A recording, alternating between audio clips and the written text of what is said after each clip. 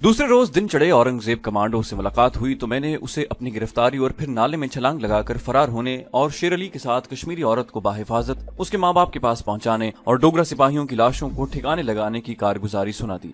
वो बड़ा खुश हुआ, कहने लगा, मैं तो किसी तरह वहां से निकल आया था, मगर मुझे तुम्हारी फिक्र थी। हम सब इस बात पर परेशान थे कि हमारे टाइम बम वक्त पर नहीं फटे थे। हमें इन बमों के टाइम डिवाइस फिर से चेक करने पड़ेंगे। कमांडर शेरवान ने अपने 2 आदमियों की उनकी चेकिंग की ड्यूटी लगा दी है। मैंने कमांडो औरंगजेब से पूछा, इस धमाके के बाद तो भारतीय फौजियों ने शहर में अपनी जालिमाना कार्रवाइयां तेज कर दी होगी। वो बोला, कमांडर शेरवान के पास सारी रिपोर्टें पहुंच चुकी हैं। हमें मालूम हुआ है कि भारतीय फौज ने मुजाहिदीन के एक ठिकाने पर हमला भी किया है, मगर खुशकिस्मती से उस वक्त वहां कोई मुजाहिद नहीं था। वैसे फौज ने कई लोगों को गिरफ्तार किया है। चलो कमांडर शेरवान के पास चलते हैं, वो तुम्हारे जागने का इंतजार कर रहा था। हम दोनों गार के अंदर कमांडो शेरवान के खुफिया हेडक्वार्टर में आ गए। कमांडो शेरवान गैस की रोशनी में मेज पर बिछे हुए नक्शे को झुक कर देख रहा था। उसके सर पर सब्ज रुमाल बंधा हुआ था। हमें आता देखकर उसने कहा, पहाड़ी गैरिजन की तबाही पर भारतीय फौज में जबरदस्त इस्तरा फैला हुआ है। फौज बौखला कर अंधाधुंध पकड़ धकड़ कर रही है। फौजी हाई कमांड की ये सबसे बड़ी शिकस्त है। मैं और कमांडो औरंगजेब मेज के पास स्टूलों पर बैठ गए। मैंने पूछा, इस ऑपरेशन में कितने भारतीय सिपाही मरे होंगे? कमांडो शेरवान ने कहा, हम तक जो खबरें पहुंची हैं उनके मुताबिक इन्फेंट्री रेजिमेंट के कम से कम 1500 फौजी इस वक्त पहाड़ी गैरिजन में मौजूद थे, और जाहिर है इतनी बड़ी तबाही के बाद उनमें से कोई भी नहीं बचा होगा। कमांडो औरंगजेब बोला, सर मुझे लगता है कि भारतीय फौज उसके जवाब में कोई जबरदस्त जवाबी कार्रवाई करेगी। कमांडो शेरवान ने कहा, हमारे कश्मीरी मुजाहिद गाफिल नहीं हैं। वो उनकी हर जवाबी कार्रवाई का इसी शिद्दत से मुकाबला करेंगे। हम भी तैयार बैठे हैं। असल में इंडिया की हुकूमत अपनी फौज कश्मीर में भेजकर सख्त परेशान है। उसने फौज के जरिए आजादी कश्मीर की तहरीक को दबाकर कश्मीरियों के हक खुद इख्तियारी को कुचलकर कश्मीर पर गासिबाना कब्जा करना चाहा था, जिसमें वो पूरी तरह नाकाम हो चुकी है। अगर हमारे मुजाहिद शहीद हो रहे हैं तो भारतीय फौजी भी हलाक हो रहे हैं, बल्कि भारतीय फौजियों की हलाकत की रफ्तार ज्यादा तेज है। हम बातें कर रहे थे, कमांडो शेरवान का खास बॉडीगार्ड अंदर आया। उसने एड़ियां जोड़कर सैल्यूट किया और कहा, कमांडो बाबर अली शहर से कोई खास खबर लेकर आया है। कमांडो शेरवान ने कहा, इसे फौरन अंदर भेज दो। वहां खामोशी छा गई। औरंगजेब ने आहिस्ता से कहा, मुझे खैर की खबर नहीं लगती। मुजाहिद बाबर अली ने अंदर आकर कमांडो शेरवान को सलाम किया और खामोश खड़ा हो गया। शेरवान ने कहा, क्या खबर लाए हो? बाबर अली ने कहा, कमांडर, अभी थोड़ी देर पहले भारतीय फौजियों के एक दस्ते ने श्रीनगर के शुमाली मोहल्ले में आकर 15 मकानों को आग लगा दी है और तहरीक हुर्रियत के बुजुर्ग कारकुन और मोहल्ले के जामे मस्जिद के इमाम हाजी सनाउल्लाह डार की नौजवान बेटी परवीन डार को उठा कर ले गए हैं। कमांडो शेरवान के चेहरे का रंग सुर्ख हो रहा था। वो स्टूल से उठ खड़ा हुआ। हम भी उठ खड़े हुए। एक लम्हे के लिए गहरा सुकूत तारी हो गया। कमांडो शेरवान ने पूछा, फौज परवीन डार को कहाँ ले गई है? बाबर अली ने नफीन में सर हिलाते हुए कहा, कुछ मालूम नहीं। ऐनी शाहिदों का बयान है कि उन्होंने लड़की को उठाकर जीप में डाला और किसी नामालूम मकाम की तरफ ले गए। परवीन की माँ और छोटी बहन को ज़दोकोब भी किया। उस वक्त घर पर परवीन का वालिद हाजी साहब मौजूद नहीं थे। शेरवान स्टूल पर बैठ गया। गुस्से में उसका जिस्म कांप रहा था। उसने मेज पर जोर से मुक्का मारते हुए कहा, हम इस बुज़दिलाना कार्रवाई का बदला लेंगे, लेकिन हमें सबसे पहले हाजी साहब की बेटी परवीन को इंडियन फौज के कब्जे से छुड़ाना होगा। हम इस जुल्म को बर्दाश्त नहीं कर सकते। फिर उसने बाबर अली की तरफ देखा और कहा, बाबर अली, ये तुम्हारी ड्यूटी है कि शाम होने से पहले पहले हाजी साहब की बेटी का पता लगाओ कि फौज ने उसे कहाँ रखा है और उसके साथ कोई नारवा सलूक तो नहीं किया गया। अभी जाओ। बाबर अली ने सीने पर जोर से हाथ मारकर सलाम किया और वापस चला गया। कमांडो शेरवान के अलावा हम दोनों पर भी हैजान की कैफियत तारी थी। मैंने कहा कि हम इसके जवाब में एरिया कमांडर की फैमिली में से किसी को अगवा करेंगे। कमांडो औरंगजेब ने कहा, हम भारतीय एरिया कमांडर समेत उसके सारे खानदान को हलाक करेंगे। शेरवान की इस तरह भी कैफियत आहिस्ता आहिस्ता दूर हो रही थी। उसने अपने जज्बात पर काबू पाते हुए कहा, सब कुछ बाद में होगा।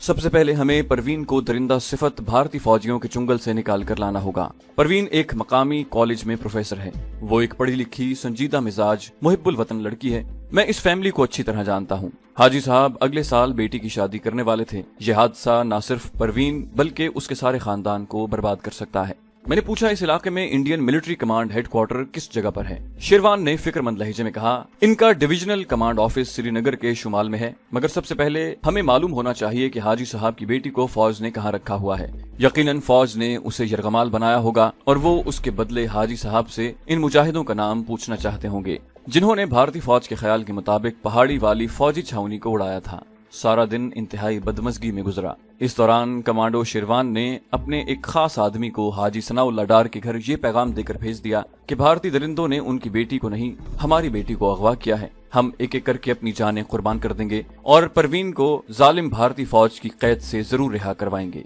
ابھی شام کا اندھیرا پوری طرح نہیں چھایا تھا کہ مجاہد بابر علی آ گیا۔ ہم لوگ غار کے اندر خاص تہہ خانے میں موجود تھے۔ کیا معلومات لائے ہو؟ کمانڈو شیروان نے پوچھا۔ بابر علی نے کہا، کمانڈر، ایریا کمانڈر کرنل بھگت رام نے حاجی صاحب کو پیغام بھجوایا ہے کہ ہم تمہیں 2 دن کی مہلت دیتے ہیں۔ اگر 2 دن کے اندر اندر ہمیں ان کشمیریوں کے نام اور ٹھکانوں کا پتہ نہ بتایا گیا جنہوں نے انڈین انفینٹری کی 14ویں ریجمنٹ کی چھاونی کو تباہ کیا ہے تو تمہاری بیٹی کا سر کاٹ کر تمہارے گھر روانہ کر دیا جائے گا۔ بابر علی چپ ہو گیا۔ شیروان نے کہا، آگے کہو۔ بابر علی بولا، ہم نے اپنے آدمیوں کو خبردار کر دیا ہے۔ ان میں ہمارے وہ آدمی بھی شامل ہیں جو فوج کے ڈویژنل ہیڈ کوارٹر میں چھوٹے چھوٹے مختلف کام کرتے ہیں۔ اس کا مطلب ہے ابھی تک تمہیں یہ معلوم نہیں ہو سکا کہ پروین ڈار کس جگہ پر قید ہے۔ کمانڈو شیروان کے اس استفسار پر بابر علی بولا، سر صبح تک اس کا بھی سراغ مل جائے گا۔ کمانڈو شیروان نے بابر علی کا شکریہ ادا کیا اور ہاتھ کے اشارے سے اسے جانے کے لیے کہا۔ مجاہد بابر علی سینے پر ہاتھ رکھ کر سلام کر کے تہہ خانے سے نکل گیا۔ شیروان بے چین تھا، ہم بھی پریشان تھے۔ شیروان 15 فٹ چوڑے اور اتنے ہی لمبے غار کے تہہ خانے اور اپنے ہیڈ کوارٹر میں بے قراری سے ٹہلنے لگا۔ وہ بار بار اپنی مٹھیاں بھینچ لیتا۔ کمانڈو اورنگزیب بولا، سر ہمیں خود فوجی ایریا کمانڈ میں جا کر پروین کا سراغ لگانا چاہیے۔ شیروان سٹول پر بیٹھ گیا، کہنے لگا، نہیں اورنگزیب، ہم جذبات میں آ کر کوئی فیصلہ نہیں کریں گے، ہم سوچ سمجھ کر کوئی قدم اٹھائیں گے۔ ہمارے آدمی آج تک پروین کا پتہ لگا لیں گے، اس کے بعد کوئی پلان بنایا جائے گا۔ ایریا کمانڈ پوسٹ پر جا کر محض کمانڈو اٹیک کرنے اور 15-20 بھارتی فوجیوں کو ہلاک کرنے سے کچھ نہیں ہوگا، بلکہ اس سے صورتحال مزید بگڑ جانے کا اندیشہ ہے۔ وہ رات ہم نے بے چینی کی حالت میں گزاری۔ آدھی رات تک میں، کمانڈو شیروان اور کمانڈو اورنگزیب تہہ خانے میں بیٹھے مختلف اسکیموں پر غور کرتے رہے۔ آدھی رات کے بعد ہم بادل نخواستہ سونے کے لیے اٹھ کر اپنی اپنی جگہوں پر چلے گئے۔ دوسرے روز فجر کی نماز ہم تینوں نے اکٹھی پڑھی۔ ہم میں سے ہر کوئی خاموش تھا۔ رات کو ہی ہمیں یہ خبر بھی مل گئی تھی کہ سری نگر شہر میں مسلمان کشمیری حاجی صاحب کی بیٹی کے اغوا کے خلاف گھروں سے باہر نکل آئے ہیں اور ان کا کئی جگہوں پر فوج اور پولیس سے ٹکراؤ بھی ہوا ہے اور کئی جوان فوج کی فائرنگ سے زخمی ہوئے ہیں۔ شہر میں جگہ جگہ ڈوگرا فوج گشت لگا رہی تھی۔ دوپہر بھی گزر گئی۔ دن کے 3 بجے کے قریب بابر علی واپس آ گیا۔ اس وقت بھی ہم اپنے تہہ خانے میں بیٹھے غور و فکر کر رہے تھے۔ ہم زیادہ غور و فکر کرنے والے لوگ نہیں تھے، ہم عمل کرنے والے مجاہد تھے۔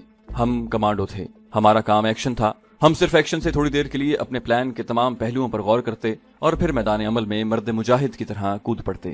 اور جہاں یہ حالت تھی کہ کل دوپہر سے ہم بے عملی کی حالت میں ہاتھ پر ہاتھ دھرے بیٹھے تھے اور سوائے غور و فکر کرنے کے اور کچھ نہیں کر سکتے تھے۔ بابر علی آیا تو کمانڈو شیروان نے پوچھا، کیا پتہ چلا پروین کا؟ مجاہد بابر علی نے کہا، کمانڈر، ہمارے آدمی پوری سراغ رسانی کرنے کے بعد جو خبر لائے ہیں وہ یہ ہے کہ پروین کو فوج راتوں رات وادی کشمیر سے نکال کر بذریعہ ہیلی کاپٹر جموں تک لے گئی ہے۔ جموں سے اسے اسی رات دوسرے فوجی ہیلی کاپٹر کے ذریعے شملہ پہنچا دیا گیا ہے۔ اس وقت پروین شملہ کے 8ویں جاٹ ریجمنٹ کی فوجی گیریزن میں قید ہے۔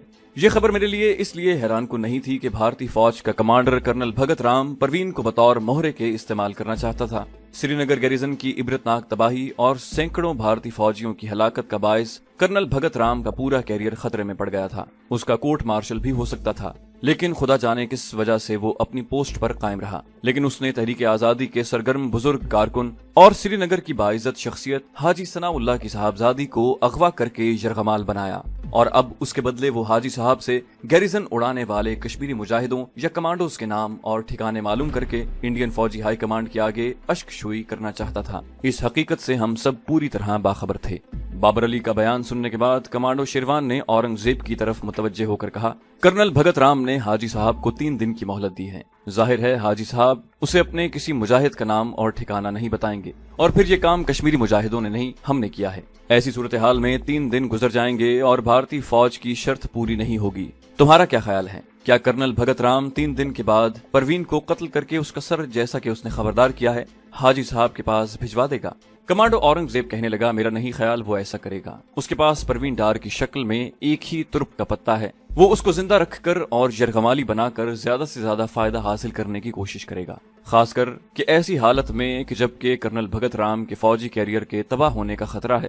میرے خیال میں وہ حاجی صاحب کو مزید مہلت دے گا اور مہلت میں اضافہ بھی کر دے گا۔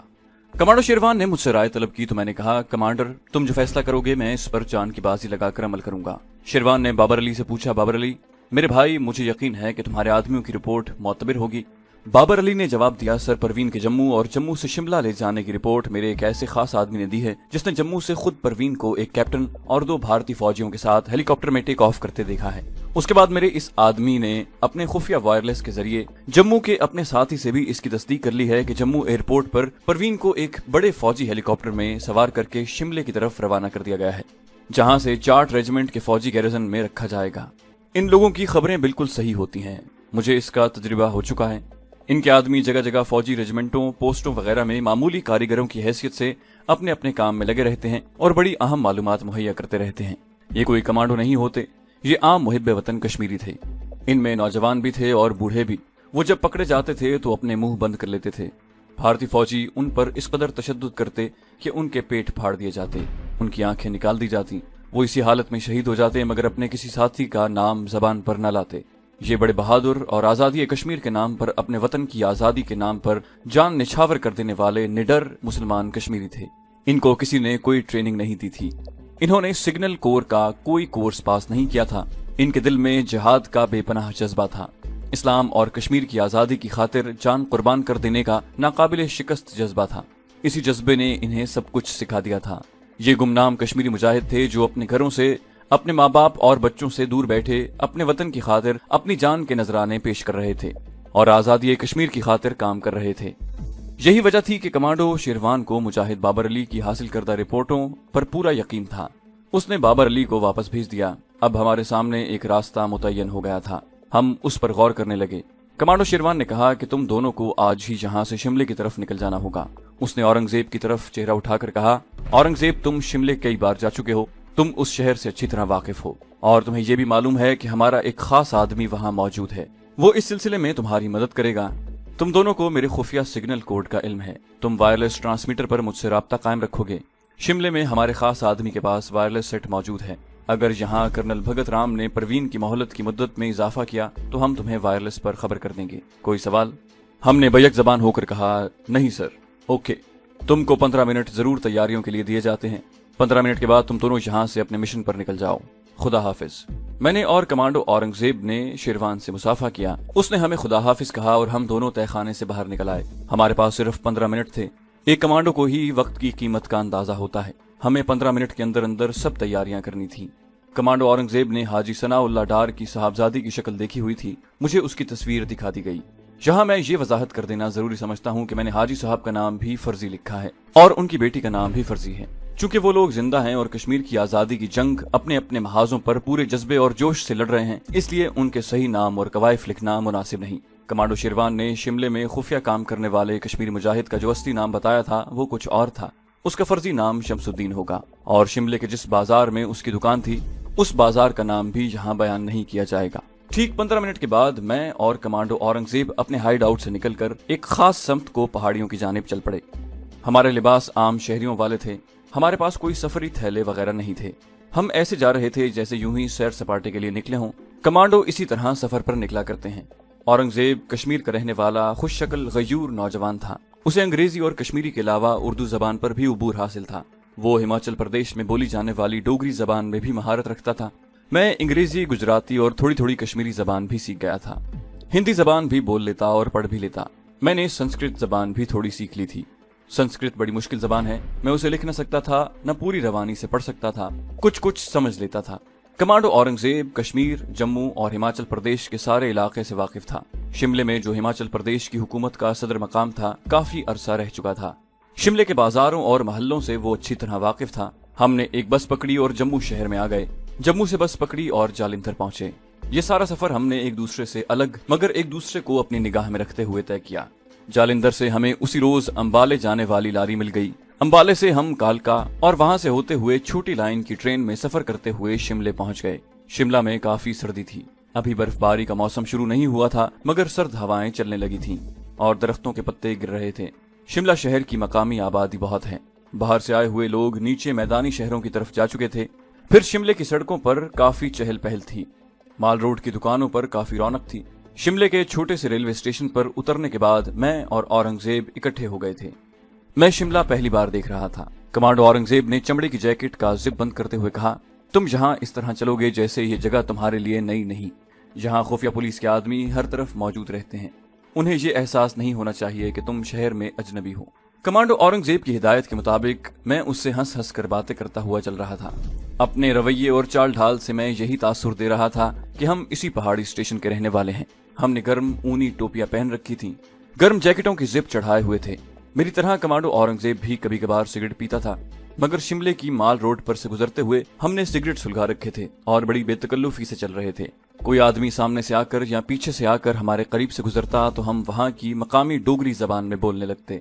जब हम शिमले के बड़े पोस्ट ऑफिस की पुरानी अंग्रेजों के जमाने की शानदार इमारत के पास पहुंचे तो कमांडो औरंगजेब ने आहिस्ता से कहा, सामने जो छोटी सड़कें ऊपर पहाड़ी की तरफ जाती हैं, हम उनमें से बाएं तरफ वाली सड़क पर जाएंगे। हम बिल्कुल साथ साथ चल रहे थे। सामने दो रास्ते आ गए। ये दो छोटी पुख्ता सड़कें थीं। हम बाएं तरफ वाली सड़क पर हो गए। थोड़ी सी चढ़ाई चढ़ने के बाद आगे एक खूबसूरत सरसब्ज ग्राउंड आ गई, जिसके जंगले के साथ दरख्तों की कतार दूर तक चली गई थी। एक तरफ छोटा सा खूबसूरत गिरजा था। गिरजे के बड़े गेट के सामने पार्क था। पार्क में बेंच बिछे हुए थे। औरंगजेब बोला, हम थोड़ी देर यहाँ रुकेंगे, और हम एक बेंच पर बैठ गए। उस वक्त सूरज शिमला की पहाड़ियों में गुरूब हो रहा था। शिमले की पहाड़ियों के नशीबी मकान और शहर की इमारतों पर शाम के सुरमई साए उतरना शुरू हो गए थे। सर्द हवा चल रही थी, मगर हम अपनी जैकेटों में खूब गर्म होकर बैठे थे। मैंने कमांडो औरंगजेब से बिल्कुल न पूछा कि हम यहाँ कितनी देर तक बैठेंगे। वो इस वक्त मेरा गाइड था और खुद ही बेहतर जानता था कि उसे क्या करना है और कहाँ जाना है। वो बड़ी गहरी निगाहों से सर घुमाए बगैर तीनों जानिब देख रहा था। फिर खुद ही कहने लगा, अभी तक खुफिया पुलिस का कोई आदमी हमारे पीछे नहीं है। यहाँ स्टेशन पर खुफिया पुलिस अजनबी लोगों का जरूर पीछा करती है। मैंने पूछा, हमारा हाइड आउट कहाँ होगा? कमांडो औरंगजेब इन दरख्तों की तरफ गौर से देख रहा था, जहाँ शाम का अंधेरा गहरा हो रहा था। कहने लगा, अभी कुछ मालूम नहीं, इसका फैसला अपने आदमी शमसुद्दीन से मिलने के बाद ही होगा। अब मेरे साथ आओ। हम एक होटल में बैठे चाय पीने लगे। हम उठकर ग्राउंड वाले जंगले के साथ साथ चलते शिमले के उस बाजार में आ गए जहाँ हर किस्म की दुकानें थीं और आबादी गुंजान थी। जहाँ विष्णु होटल का एक जगह बोर्ड लगा था। ये होटल एक दुकान की तरह था। अंदर कुछ लोग बैठे चाय वगैरह पी रहे थे। हम भी अंदर जाकर बैठ गए। औरंगजेब ने लड़के को 2 चाय लाने का कहा और अपने जूतों के तस्मे दुरुस्त करते हुए मुझे आहिस्ता से कहा, जहाँ हम अपने आप को हिंदू जाहिर करेंगे, जो चाहे अपना हिंदुआना नाम रख लेना। हमें रात का अंधेरा होने तक कुछ वक्त गुजारना है। होटल में मजदूर पेशा किस्म के पहाड़ी लोग बैठे चाय और सिगरेट पीते हुए ऊंची आवाजों में एक दूसरे से हंसी मजाक की बातें कर रहे थे। दुकानों की बत्तियां रोशन हो गई थीं। बाजार में हिंदू सिख मर्द और औरतें गुजर रही थीं। कोई शलवार कमीज पहने हुए थी, माथे पर तिलक लगा था। कोई साड़ियों में मलबूस थी और कांधों पर गर्म शालें रखी हुई थीं। चाय वगैरह पीने के बाद औरंगजेब ने घड़ी पर वक्त देखा और बोला, अब चलना चाहिए। हम होटल से निकलकर बाजार में आ गए। 2-3 बाजारों से गुजर गए। थोड़ी चढ़ाई चढ़ने के बाद एक चौक आ गया। यहाँ से एक सड़क नीचे बाजार में जाती थी। इस बाजार में आलीशान दुकानें थीं। खूब रोशनियां हो रही थीं। एक दुकान के बाहर कश्मीर एम्पोरियम का बोर्ड लगा हुआ था। ये कश्मीरी शालों और लकड़ी के काम का कश्मीरी नवादरात की दुकान थी। दुकान काफी बड़ी थी। एक जानिब दीवार पर पंडित नेहरू की तस्वीर लगी थी, जिस पर फूलों का हार पड़ा हुआ था। गाहक काउंटर के पास खड़े नवादरात देख रहे थे। दुकान के आखिर में एक काउंटर के पीछे कुर्सी पर एक उधेड़ उम्र का कश्मीरी गर्म स्वेटर कोट और गुलबंद पहने नजर की ऐनक लगाए बैठा अखबार पढ़ रहा था। उसकी दाएं जानिब छोटी मेज पर कुछ रजिस्टर और फाइलें पड़ी थीं। औरंगजेब यूं ही शोकेसों में नवादरात को देखता हुआ उस उधेड़ उम्र आदमी के पास आ गया। मैं उसके साथ ही था। ये शख्स दुकान का मालिक लगता था।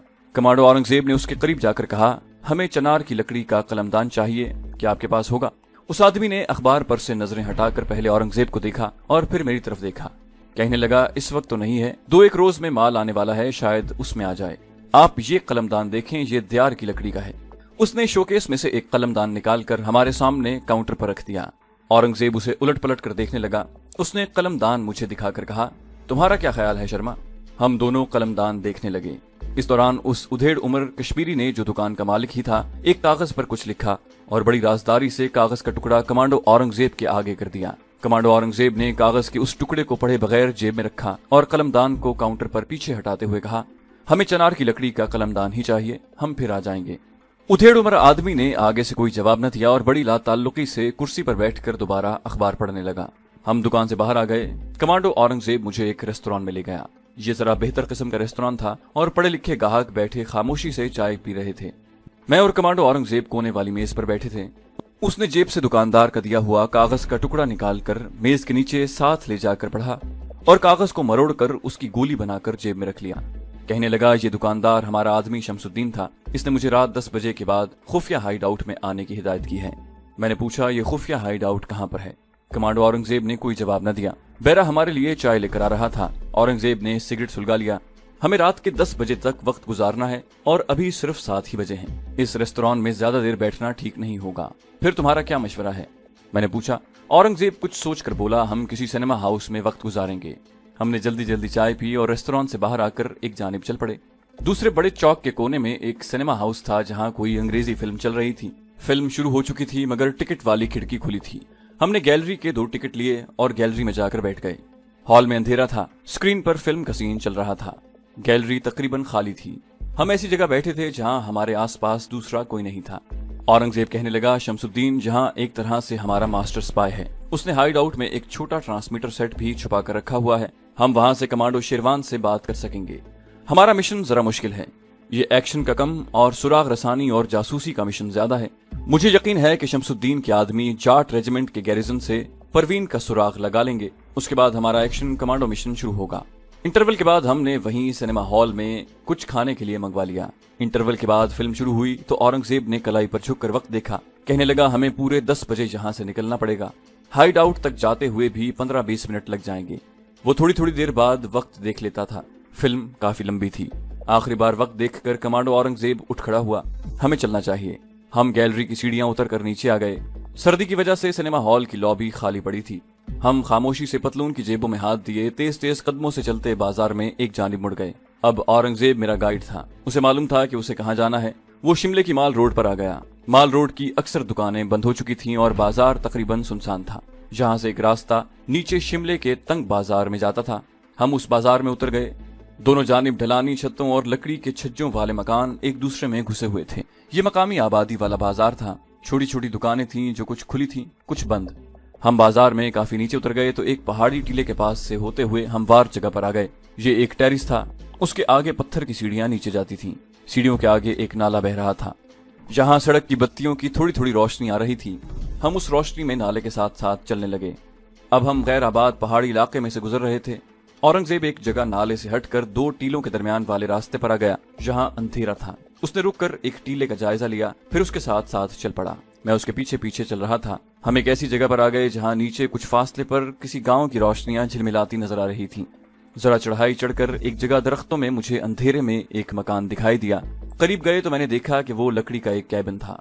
अंधेरे में उसकी ढलानी छत एक तरफ को झुकी हुई नजर आ रही थी।